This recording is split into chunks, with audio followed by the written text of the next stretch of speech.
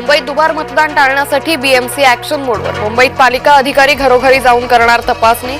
मुंबईत मतदारसंघात तब्बल 11 लाख बोगस मतदार असल्याचं समोर. नगर परिषद निवडणुकांसाठी उत्स्फूर्त प्रतिसाद. बहुतांश ठिकाणी सरासरी 70 ते 75% मतदान. निकाल लांबणीवर. उमेदवार टांगणीला. स्ट्रॉंग रूम बाहेर प्रत्येक पक्षाच्या एका प्रतिनिधीला पहाऱ्यासाठी थांबण्याची अनुमती. 21 डिसेंबरला एमपीएससी गट ब ची पूर्व परीक्षा. निवडणूक निकाल आणि एमपीएससी परीक्षा एकाच दिवशी. एमपीएससीच्या परीक्षेवर परिणाम होण्याची शक्यता. कामठी नगर परिषदेची निवडणूक रद्द करून फेरनिवडणूक घेण्याची याचिका. अनुक्रमांकात केलेल्या बदलामुळे मतदार मतदानापासून वंचित. कोर्टाच्या निर्णयाकडे सर्वांचे लक्ष. भीमा कोरेगाव आयोगासमोर उद्धव ठाकरे गैरहजर. उद्धव ठाकरेंविरोधात अटक वॉरंट काढा. प्रकाश आंबेडकरांच्या वकिलाचा भीमा कोरेगाव आयोगाकडे अर्ज.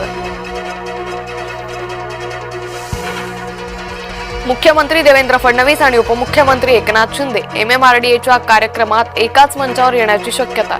शिंदे उपस्थित राहणार का याकडे नजर. राज ठाकरे आज संजय राऊतांची भेट घेणार. भांडूपमधील निवासस्थानी जाऊन भेट घेणार. राऊतांच्या तब्येतीची विचारपूस करण्यासाठी भेट. पनवेलमधून संशयास्पद कार जप्त. कारमध्ये पिस्तुलासारखं शस्त्र. नंबर प्लेटही डुप्लिकेट असल्याची माहिती. चालकाचा गुन्हेगारी इतिहास असल्याचं समोर. नवी मुंबईच्या वाशीमध्ये मसाज सेंटरवर पोलिसांचा छापा. वेश्या व्यवसायातून 6 मुलींची सुटका. महिला ऑपरेटर अटकेत. संभाजीनगरच्या घाटी रुग्णालयात दरमहा सरासरी 10 गर्भपात. गर्भात बाळांमध्ये व्यंग असल्याचा परिणाम. मातांनी आरोग्य आहाराकडे लक्ष देण्याची गरज.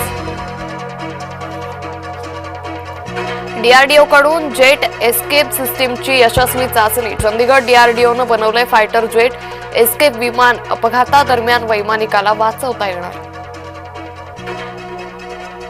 मुंबई पाठोपाठ पुण्याचीही हवा खराब श्रेणीत. पुणे विद्यापीठ शिवाजीनगर भागातील हवा वाईट श्रेणीत. भारत जगातील 5वा सर्वाधिक प्रदूषित देश. सिंधुदुर्गमधील आंगणेवाडीच्या जत्रेची तारीख ठरली. आंगणेवाडीची जत्रा 9 फेब्रुवारी पासून होणार सुरू. रेल्वे तिकीट बुकिंगसाठी होणार गर्दी. केंद्र सरकारनं पंतप्रधान कार्यालयाचं नाव बदलून आता केलं सेवा तीर्थ. पीएमओ सेवा तीर्थ म्हणून ओळखलं जाणार. देशभरातील राजभवनांना आता मिळणार नवी ओळख. राजभवन लोकभवन म्हणून तर केंद्रीय सचिवालय कर्तव्य भवन म्हणून ओळखलं जाणार. एअर इंडियानं एक्सपायर फिटनेस सर्टिफिकेटवाले विमानं उडवले. विमानानं 8 मार्गावर केलं उड्डाण. संबंधित लोकांना कर्तव्यावरून हटवलं.